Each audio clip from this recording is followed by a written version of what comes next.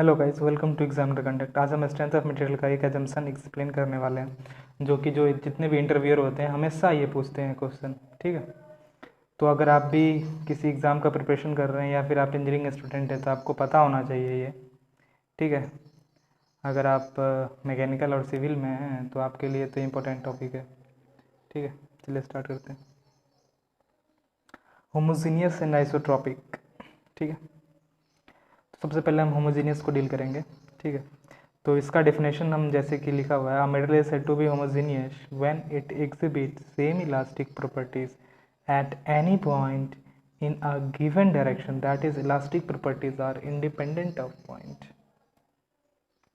जो elastic properties है वो इंडिपेंडेंट ऑफ पॉइंट का होता है। ये देखिए, ये होमोजीनियस मटेरियल है, कोई ये मटेरियल है, हमको ये चेक करना है होमोजीनियस है कि नहीं।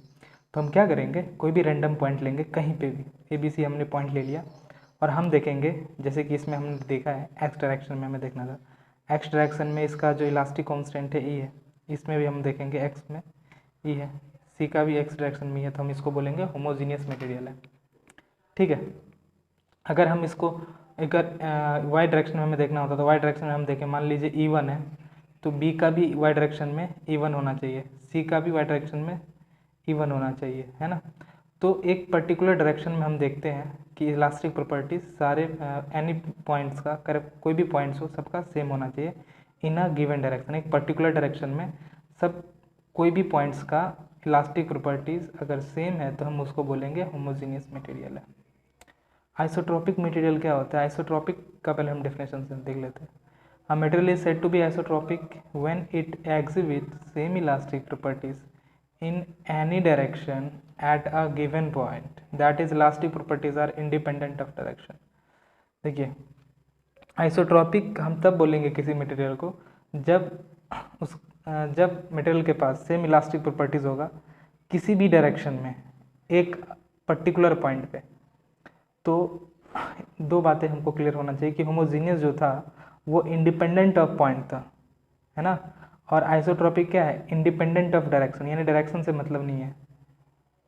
आप एक पॉइंट उठाएंगे, उस पॉइंट पे आप किसी भी डायरेक्शन में देखेंगे, किसी भी डायरेक्शन में देखेंगे कि इलास्टिक प्रॉपर्टीज़ क्या है, ई है, इलास्टिक प्रॉपर्टीज़ क्या है, ई है, ई है, ई है, तो ये हम क्या बोलेंगे, ये आइसोट्रोपिक हो गया।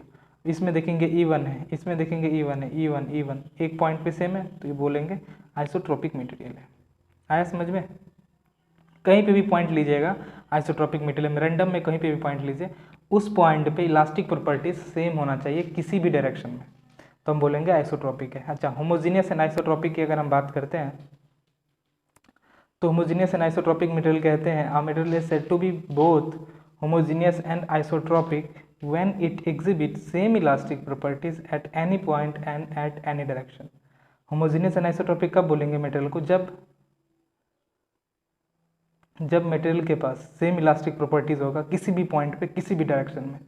ये देखिए, किसी भी पॉइंट पे आप लाइएगा, किसी भी डायरेक्शन में अगर इलास्टिक प्रॉपर्टीज सेम है तो हम बोलेंगे होमोजीनियस एंड आइसोट्रोपिक है। प्रत्येक पे ये ई है, ई है, ई है, ई है, यहाँ पे भी ई है, ई है, ई है, हर एक डायरेक्शन में कहीं पे भी लीजिएगा सेम होगा, तो होमोजीनियस एंड आइसोट्रोपिक बोलेंगे। हमने आपको पहले बता दिया होमोजीनियस किसको कहते हैं। होमोजीनियस का मतलब होता है किसी भी पॉइंट पे in a particular direction elastic constant same होना चाहिए। एक्स डायरेक्शन में ई है तो इसमें भी ई है ना। आइसोट्रोपिक होने के लिए उस पॉइंट पे सेम इलास्टिक प्रॉपर्टीज होना चाहिए, तो अगर एक्स में ई है तो बाकी में भी ई होना चाहिए, तब ये आइसोट्रोपिक होगा, तो बाकी में भी ई कर दिया तो आइसोट्रोपिक हो गया।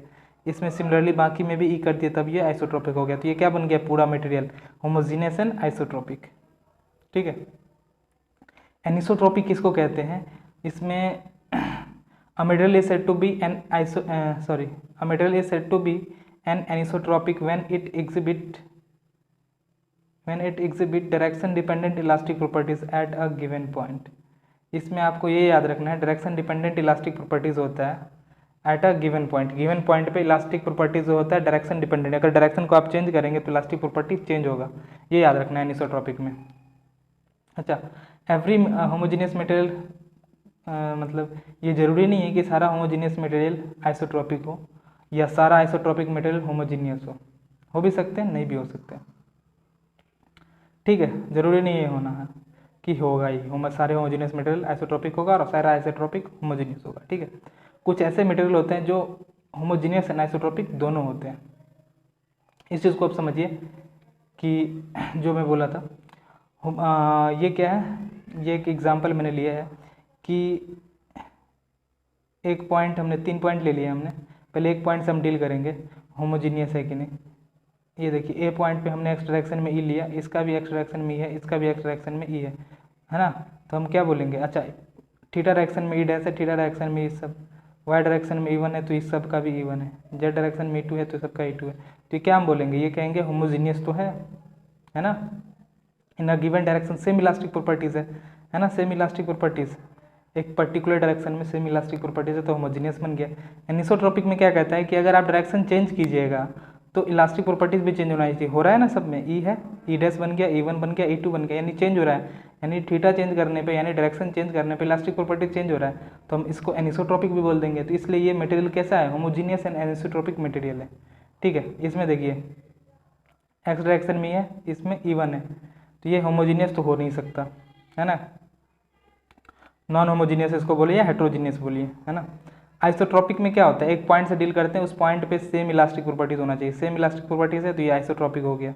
इस पे भी same elastic property, elastic constant elastic properties है, तो हम इसको क्या बोल देंगे, आइसोट्रॉपिक बोल देंगे। अच्छा ये एक एग्जांपल देखिए, हमने रैंडम कहीं पे ले लिया तो इसमें हम कमेंट नहीं कर सकते कि ये होमोजीनियस है या आइसोट्रॉपिक है, क्या है, कुछ भी हम नहीं कह सकते। क्यों, क्योंकि सेम डायरेक्शन में एक तो नहीं है, और दूसरी बात है कि हमको पूरे पॉइंट का इलास्टिक कांस्टेंट हर एक एंगल का नहीं पता, है ना, हर एक डायरेक्शन का नहीं पता, इसलिए हम कमेंट नहीं कर सकते इसमें। इसलिए हमने लिखा है मे बी होमोजीनियस और नॉन होमोजीनियस और आइसोट्रोपिक और एनिसोट्रोपिक मटेरियल। ठीक है, तो हमारे इस चैनल को सब्सक्राइब जरूर कर दें, हमने कोशिश किया है कि आपको डीपली नॉलेज इसका दूँ, और शेयर जरूर करें। Thank you so much.